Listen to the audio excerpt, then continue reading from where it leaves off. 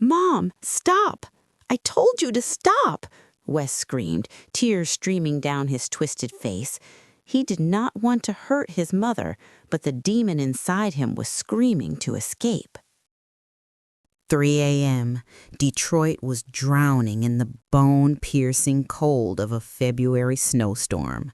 The wind screamed outside the double-paned windows, yet it still could not drown out the monotonous buzzing, the low mechanical growl coming from inside the house at 304 Maple Street.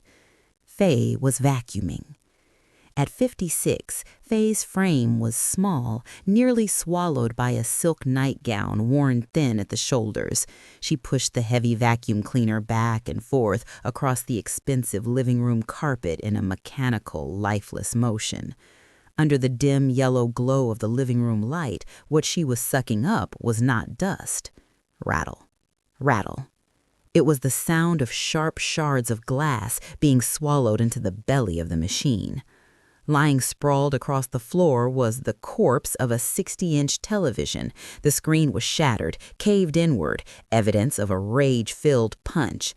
An hour earlier, Wes, her only son, had gone into withdrawal. He had torn through Faye's wallet, screaming for $200.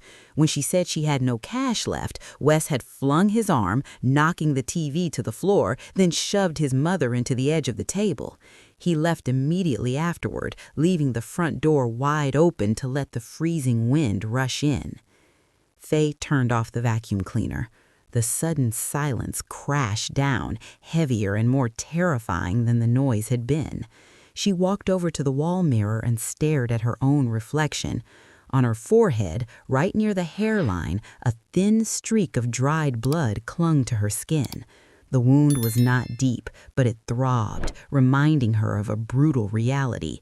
The son, who had once been a football star, the pride of the entire town, was now willing to hurt his own mother for a pinch of fentanyl.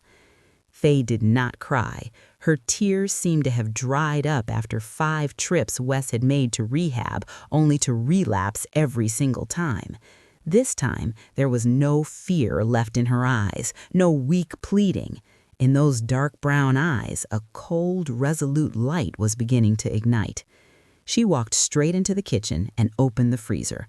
A blast of white, cold air hit her face.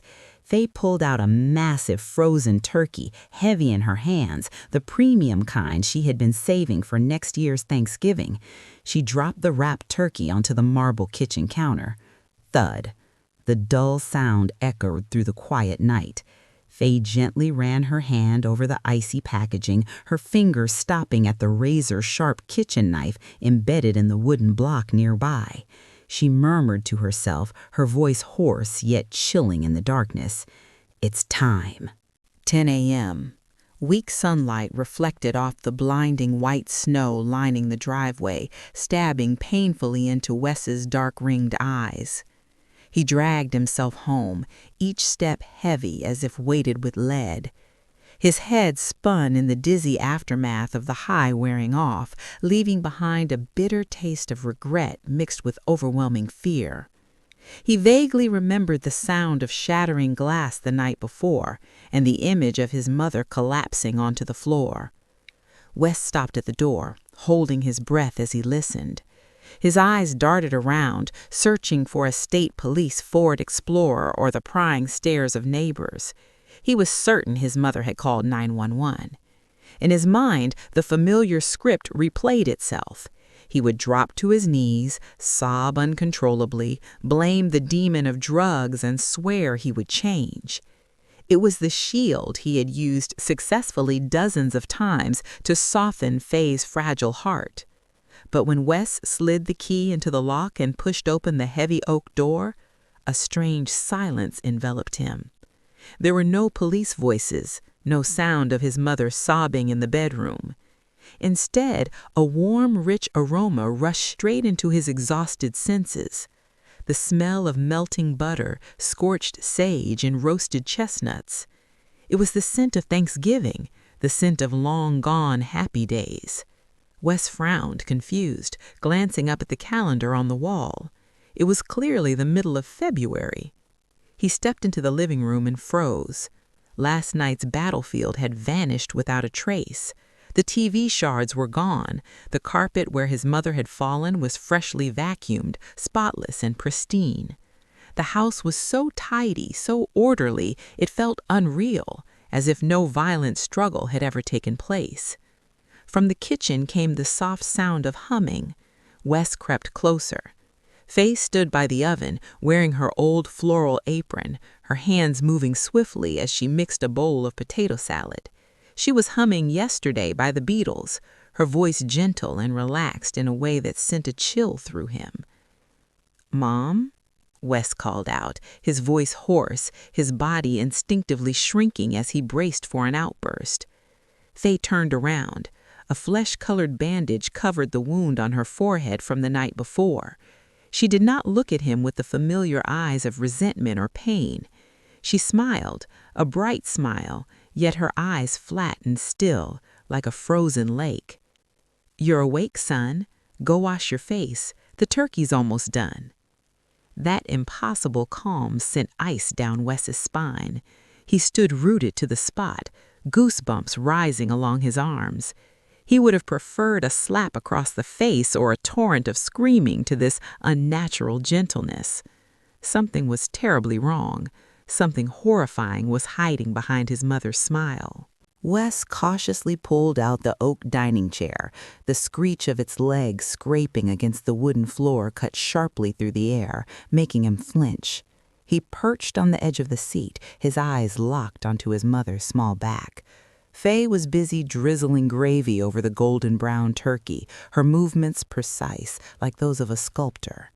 "I know what you're thinking." Faye spoke without turning around, her voice soft yet strangely resonant in the quiet kitchen. "You think I'd be angry, that I'd cry or call Sheriff Miller to come put handcuffs on you, don't you?" Wes swallowed hard, his throat bone dry. He tried to mumble an explanation, but Faye had already turned around, setting the turkey platter on the table. She looked straight into his eyes, her gaze filled with a blind, almost unbelievable compassion. "Don't worry, Wes. I stayed up all night thinking," Faye sighed, removing her apron and sitting across from her son. She lowered her voice as if sharing a world-shattering secret. "I realized I've been too harsh. You're all I have left in this world. This morning, as soon as the bank opened, I went there.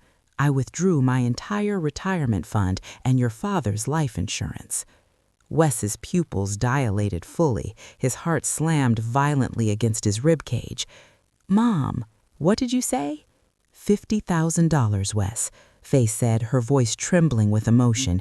"Cash. It's in the safe upstairs. That's enough to fix all your problems, isn't it?" In that instant, the fear and fake remorse on Wes's face vanished completely. In their place flashed the greedy, icy stare of a starving animal spotting its prey. His mind raced with calculations: $20,000 to pay off the drug kingpin in the southern slums to keep himself alive, $5,000 to buy a fresh supply, and the rest more than enough to party for months. He believed his mother, poor, weak old Faye, had finally surrendered completely. She had accepted feeding his addiction in exchange for affection.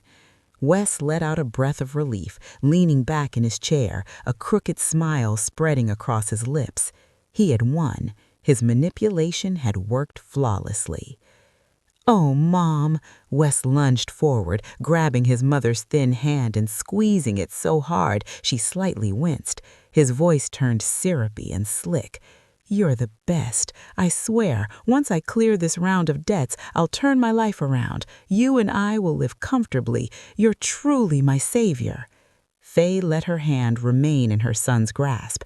She smiled and nodded, but deep within her eyes, a steel door had just slammed shut forever. She was seeing the death of her son, wrapped in sugar-coated promises she had heard 1,000 times before. After the dramatic moment of reconciliation, Faye stood up, lightly brushing her hands against her dress as if shaking off an invisible speck of dust. She walked toward the staircase, her voice turning urgent, carrying a carefully calculated trace of panic. "Wes, Go up to the attic and bring down 2 large suitcases, the big Samsonite ones. We can't stay here another day." Still floating in the intoxication of victory, Wes froze when he heard that. "Go where, Mom? You just said you were roasting a turkey." Faye turned back, her eyes wavering as she fully played the role of a frightened woman desperate to run from reality. "We'll leave right after we eat. I'm sick of this gloomy Detroit town. The neighbors' prying eyes, the debt collector's bills. I want to go somewhere warm. Florida or California, either one. With $50,000, you and I can start over." Wes heard the words Florida and start over, but his brain translated them into freedom and drug paradise. His whole body thrilled with excitement. He thought his mother was panicking after being shoved down the night before and wanted to run away with him. A weak, wealthy, and frightened mother. That was exactly the golden goose Wes needed. He rushed upstairs and dragged down 2 dusty suitcases. He tossed them onto his bed and flung them open. Wes grabbed a few sets of clothes and threw them inside carelessly. Then he bent down under the bed and pulled out a battered old shoebox, his treasure. Inside were a torch lighter, several blackened bent spoons, rubber tourniquets, and small foil-wrapped packets of powder. He paused a second and glanced toward the bedroom door. Faye was standing in the hallway, holding a neatly folded stack of clothes. Instead of hiding it like he usually did, Wes decided to test the fire. He calmly placed the box of drug paraphernalia right on top of the clothes, directly in front of his mother. He wanted to see if she had truly surrendered. Faye stepped inside, her gaze sweeping over the shoebox. She didn't scream. She didn't snatch it up and throw it away. She only frowned slightly, then casually placed her folded sweaters into the adjacent compartment, her voice even. "Remember to bring a windbreaker. Nights at the airport get cold." Wes grinned, a triumphant, contemptuous smile. He believed he had completely broken down his mother's moral boundaries. She had accepted living with the flood, accepted even the demon inside him just to be loved by him.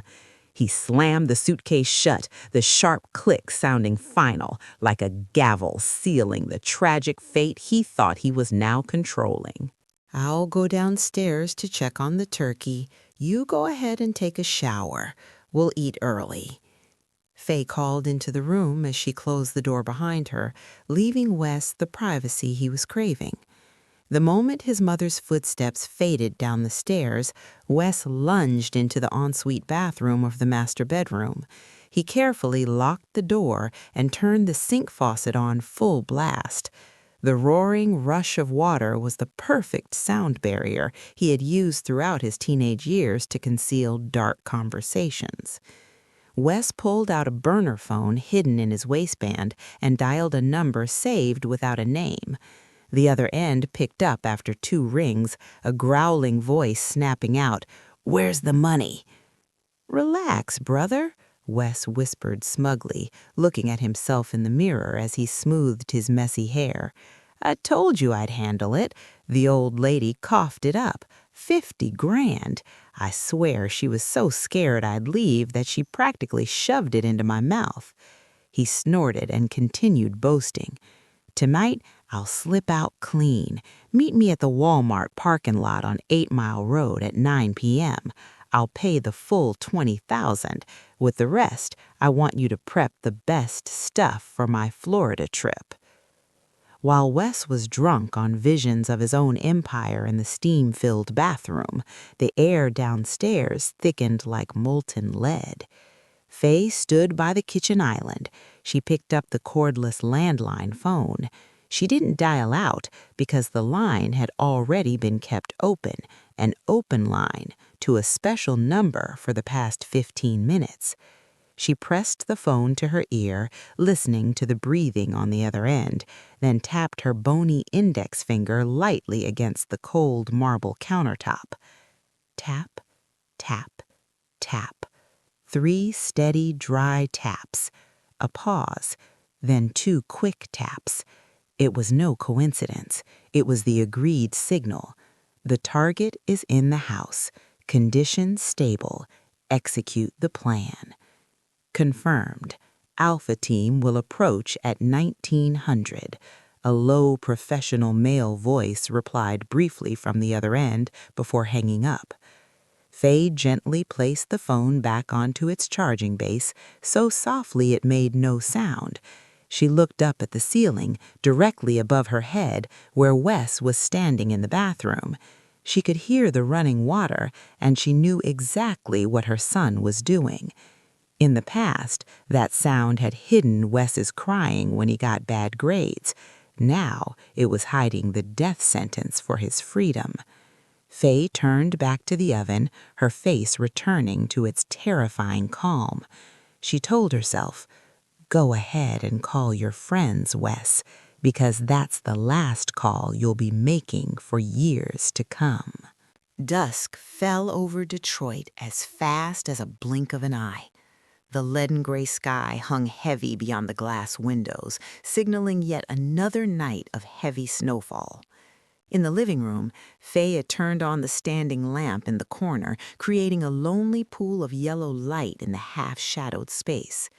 Wes came down the stairs, freshly showered, wearing a Nike tracksuit he had shoplifted from a store the week before. He looked less disheveled, but the sunken eyes and ashen skin still betrayed the 3 years of a lifestyle that had ravaged his body. "Come sit here for a moment, son." Faye patted the empty spot beside her on the sofa. Resting on her lap was a thick, leather-bound photo album, its edges frayed from being opened too many times. Wes reluctantly sat down, his foot bouncing impatiently against the floor. His mind was fixed on the $50,000 locked in the safe upstairs, but he knew he had to keep playing the role of the good son for a few more hours. Faye opened the album. She didn't flip through quickly, but stopped at a page in the middle where a large photograph had been carefully laminated.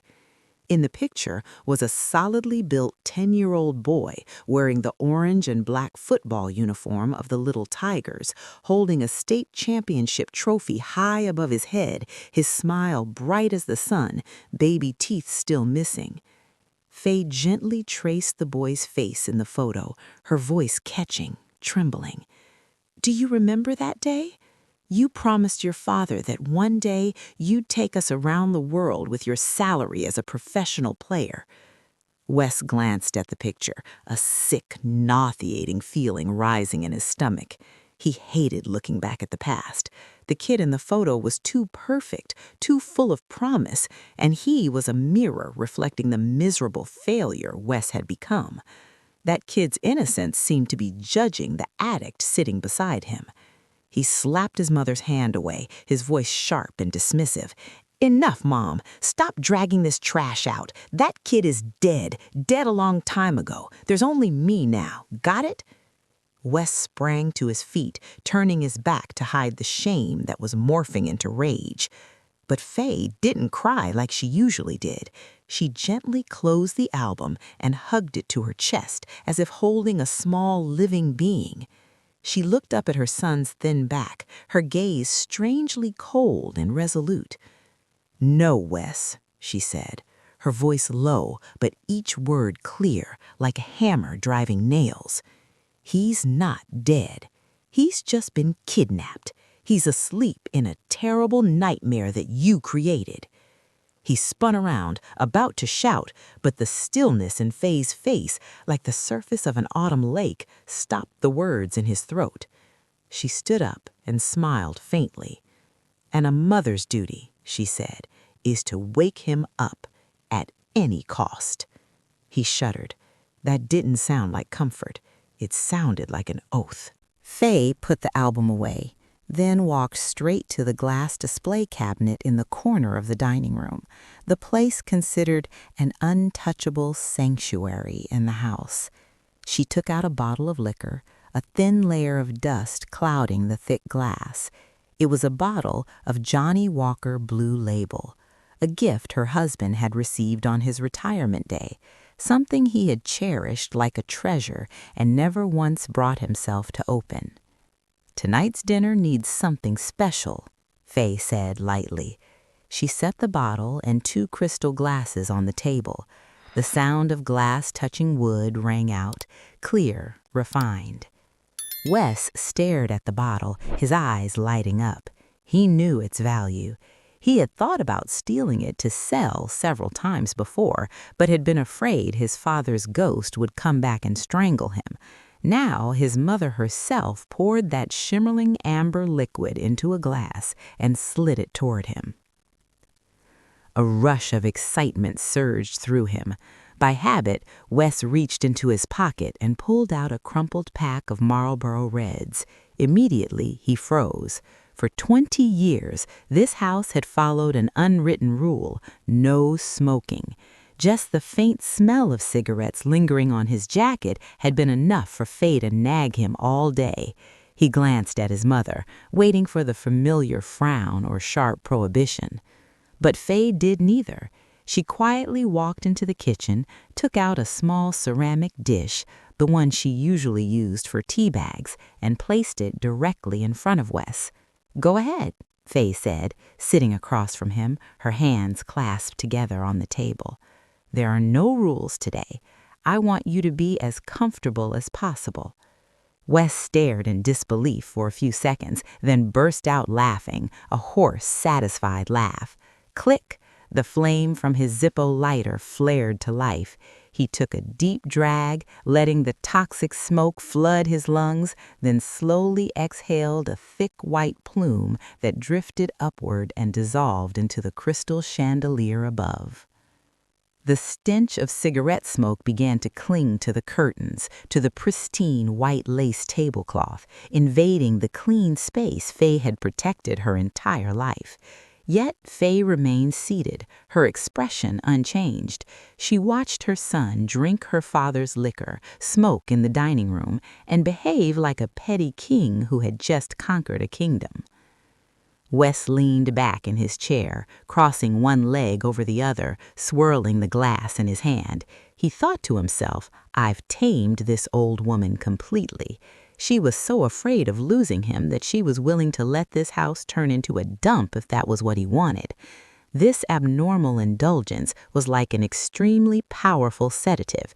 It lulled every survival instinct Wes had, making him believe he was in absolute control, never realizing that the most patient hunter is the one willing to let the wild beast destroy his garden just to lure it into the exact trap already laid. 6:30 p.m. Outside, the snowy wind began to howl more violently, pounding against the windows in heavy bursts. But inside the dining room, the atmosphere was warm and lavish to the point of being surreal. Vanilla-scented candles flickered, reflecting off polished silverware.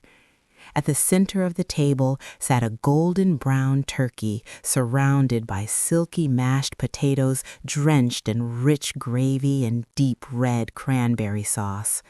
A perfect Thanksgiving feast in the middle of February.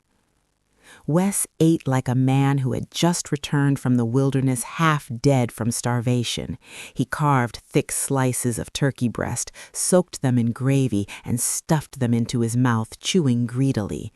Grease smeared his chin, red wine stained the corners of his lips. He looked both feral and pitiful amid such elegance. "Unbelievable," Wes said through a mouthful of food. He pointed his silver knife at his mother. "See, things are getting better already.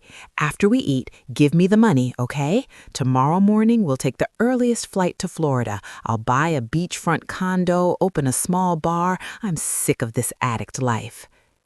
He rambled on about the future, a future built on delusion and lies. He painted rosy pictures with the $50,000 he was about to burn on drugs. Faye sat across from him, completely motionless. The plate in front of her was empty, spotless, without a single mark. She did not eat, only occasionally took small sips of water. She sat there like a wax figure, her dark brown eyes locked onto the face of her only son. That gaze was filled with boundless love and at the same time unbearable pain, like the look one gives a loved one for the last time before the coffin lid closes. "Yes," Faye replied softly, her voice as light as a passing breeze. "You'll go to a place with warm sunshine. There you'll be taken care of. There will be order, and you won't have to worry about withdrawal anymore." Wes laughed loudly, completely missing the double meaning in his mother's words. He thought a place with warm sunshine meant the beaches of Miami. He didn't know that in Faye's mind, that place was a secluded rehabilitation facility in the Arizona desert, surrounded by barbed wire and iron discipline. Faye watched her son swallow every bite of the food she had cooked. She was memorizing this moment. This was the last meal she would ever serve to the demon inhabiting Wes's body. After tonight, she would no longer be an enabling mother. She would become a jailer, a judge, and the most ruthless rescuer. The bottle of Johnny Walker was more than half empty. Wes reached out to pour another glass, but his eyes accidentally landed on his mother's face under the flickering candlelight. Her light makeup had mostly worn off, clearly revealing the flesh-colored bandage crooked on her forehead, with faint bruising still visible around it. Wes's arm froze mid-air. Fragmented memories of the night before suddenly rushed back with brutal clarity. The deranged screaming, the violent force of his hands, and the image of his small mother hitting her head against the hard wooden table edge. For a rare moment, the fog of drugs and greed lifted, giving way to the conscience of a son. Wes set the bottle down. His voice dropped, trembling with genuine remorse. "Mom, your forehead—" He hesitated, lowering his gaze to the plate of leftovers. "I'm sorry about last night. You know, that wasn't me. I was in so much pain. My head felt like it was going to explode without the drugs. I never wanted to hurt you." Faye looked at her son with his head bowed. She could see the sincerity in his eyes, but she also knew that the sincerity of an addict lasted no longer than the life of a matchstick in the wind. Tomorrow, or even just a few hours from now, when withdrawal returned, Wes would again be ready to break her arm just to get money for relief. She reached across the table and tightly grasped Wes's rough hand. Her hand was ice cold, but her grip was firm, like a steel clamp. "I know, Wes," Faye said gently, her voice carrying an immeasurable sadness. "I know that wasn't you. It was the parasite living inside you. It controls your hands and feet. It eats away at my son's soul." Wes looked up, feeling relieved by the forgiveness. He was about to smile, but the smile died when he saw Faye's eyes. There was no soft, yielding forgiveness there, only the resolve of a surgeon preparing to cut away dead tissue from a patient's body. "That's why I have to do this, Wes," Faye whispered, her thumb lightly stroking the back of his hand. "I have to kill that thing before it kills both of us. I'm willing to let you hate me, resent me, so long as you live." Wes frowned, not understanding what "this" was. He thought she was talking about selling the house and going to Florida. He nodded eagerly. Right. We'll start over. I promise I'll get clean once we get to Florida." Faye withdrew her hand and glanced at the wall clock.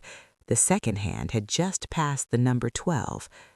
"No, my love, we're not waiting until Florida." 6:55 p.m. Powerful headlights swept through the gap in the curtains, casting a blinding white streak across the dining room wall, cutting straight through Wes's half-formed smile. The screech of tires grinding against packed snow rang out clearly, followed by the synchronized silence of engines shutting off. The air instantly grew suffocating. Wes jumped to his feet, the chair crashing backward behind him. He wiped his mouth quickly, his eyes blazing with excitement mixed with urgency. "They're here already. Did you call a fancy Uber, Mom? Perfect. I told you we have to leave right now before old Miller catches wind of this." He grabbed the windbreaker tossed on the sofa and moved to rush for the door to grab the suitcases. In his mind, this ride was a magical carriage carrying him away from Detroit's frozen hell to the promised land of Florida. Sun, sand, and indulgent freedom bought with his mother's money. "Wait, Wes." Faye's voice wasn't loud, but it stopped him like an invisible noose tightening around his neck. He turned back. Faye was still sitting there, unmoving. Her hands gripped the edge of the table so tightly her knuckles were white. For the first time that day, a tear rolled down her wrinkled cheek and dropped onto the polished wooden surface. "That's not a taxi, my son," Faye said, her voice breaking, trembling with a terrible, painful acceptance. "I didn't call a car to run away. I called hope to come pick you up." A cold current shot up Wes's spine. The instinct of a hunted animal surged violently. He lunged toward the window and yanked the velvet curtain aside. Wes's pupils shrank. Outside, under the dim yellow streetlights and falling snow, there was no yellow taxi. Parked solidly at the front entrance, blocking the driveway, were two glossy black SUVs and a large private ambulance. On the vehicles was a green cross logo, the symbol of a private crisis intervention team. 6 large men in black tactical medical gear stepped out. They carried no guns, but they carried stretchers and restraint straps, radiating iron discipline. They moved into position, professionally securing both the front and back entrances. Wes's mind exploded. There was no Florida. There was no freedom. The warm, cozy house had instantly become a massive mousetrap, and the delicious bait he had just devoured was exactly what had lured him into the killing ground. Wes spun around from the window, his face twisted and distorted by absolute rage. The veins on his neck bulged violently, throbbing with each chaotic heartbeat. The feeling of betrayal hurt even more than fear. The mother he had believed was completely subdued, the mother who had just served him a lavish feast, turned out to be the mastermind who had driven him into a dead end. "You lied to me!" Wes roared like a wounded beast. He lunged toward the dining table, swinging his arm and violently sweeping the plates of food onto the floor. The crash of shattering porcelain rang out, sharp and piercing. In his madness, his hand grabbed the 20-centimeter turkey carving knife, long, razor-sharp, its pointed tip aimed straight at Faye. "You sold your own son to those kidnappers?" he screamed. "Open the safe. Give me the $50,000 right now, and I'll disappear before they come in." Faye did not blink at the trembling blade hovering just inches before her face. Calmly, she reached into the pocket of her knit sweater and pulled out a thick envelope. She did not hand it to Wes. She slammed it down hard onto the table. The envelope slid through the smeared gravy stains and stopped right in front of the knife's tip. "There is no cash in the safe, Wes," Faye said, her voice firm and icy, completely stripping away her earlier gentleness. "Open it. That is everything your father's $50,000 could buy." Wes glanced down, then snatched the envelope with his free hand and tore it open. What fell out were not stacks of crisp green $100 bills, but a bundle of documents stamped in red. A one-way airline ticket to Phoenix, Arizona in his name. A mandatory 12-month inpatient treatment admission order at Sanctuary at Sedona, a rehabilitation center isolated in the desert, and, most importantly, a bank transfer receipt showing that 50,000 USD had already been sent at 9 a.m. that morning.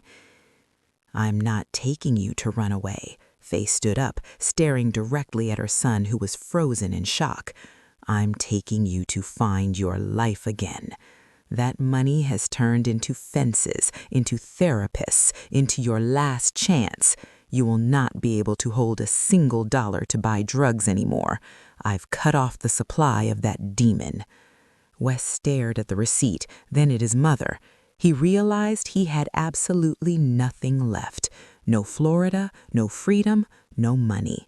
The delicious meal he had just eaten was the last meal of a condemned man before execution. He had been cornered by the very person who loved him most. Bang! The front door was shoved violently, bursting open inward. 6 members of the crisis intervention team stormed into the dining room like ghosts. They did not shout, they did not draw their guns, but their overwhelming presence filled the cramped room. The team leader, a tall black man named Marcus, raised his hand in a signal. "Calm down. We're here to help you, Wes." Wes panicked completely. He staggered backward, his back slamming into the glass cabinet, his hand clenching tightly around the knife handle. He pointed the sauce-smeared blade toward the crowd and screamed hoarsely, "Don't come any closer. I swear I'll do it. I'll slit my own throat or stab anyone who steps forward." The entire team froze. Safety protocol required them to keep their distance when a subject was armed with a sharp weapon. The air was stretched tight like a drawn wire. One wrong movement and blood would spill. But Faye did not stop. She brushed aside Marcus's hand as he tried to block her. With terrifying calm, Faye stepped through the human barrier of protection and walked straight toward the trembling blade in her son's hand. "Mom, stop! I told you to stop!" Wes screamed, tears streaming down his twisted face. He did not want to hurt his mother, but the demon inside him was screaming to escape. Faye said nothing. She stepped forward until the sharp tip of the knife pressed against the thin wool over her chest, right where her heart was. She stood there, unblinking, staring deep into Wes's bloodshot eyes. "Do it, Wes," Faye's voice rang out, not as a challenge, but as a sorrowful acceptance. "Do it. If you want to die, take me with you. I've been dying slowly for 3 years every time I watched you destroy yourself. This physical pain is nothing compared to seeing my son turn into an empty shell." She took one small step closer. The blade pierced the fabric and a small dark red stain of blood began to spread. "Either you stab me and end everything right now, or you drop the knife, let me save you, and let me love you the way a mother is supposed to." The entire room held its breath. Time seemed to stop. Wes stared at the blood on his mother's chest. His hand began to shake uncontrollably. He saw the terrifying determination in Faye's eyes, a wall of steel and stone that no manipulation, intimidation, or violence could ever break again.